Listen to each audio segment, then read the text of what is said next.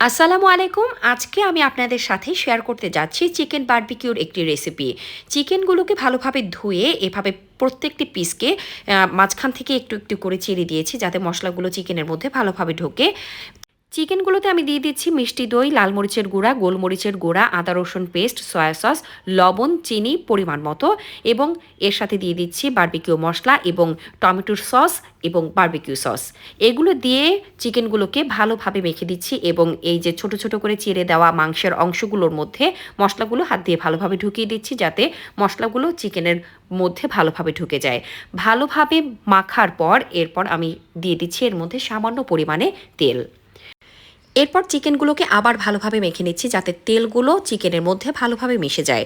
এরপর আমি এই চিকেনগুলোকে ঢেকে রেখে এক সাইডে রেস্টে রাখছি আধা ঘন্টা।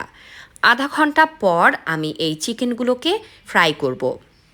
আধা ঘন্টা পর ফিরে এসে আমার মনে হচ্ছিল চিকেন বারবিকিউ সসটা আমি একটু কম দিয়ে ফেলেছি।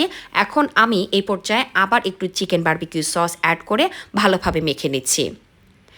এরপর আমি ফ্রাই প্যানে তেল দিয়ে এই চিকেনগুলোকে ভেজে নিচ্ছি ভালোভাবে।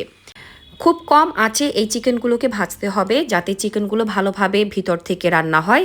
এরপর একেবারে পোড়া পোড়াভাবে রান্না হয়ে গেলে এই চিকেনগুলোকে তুলে নিয়ে পরিবেশন করলেই তৈরি হয়ে যাবে আজকের আমার এই মজাদার চিকেন বারবিকিউ।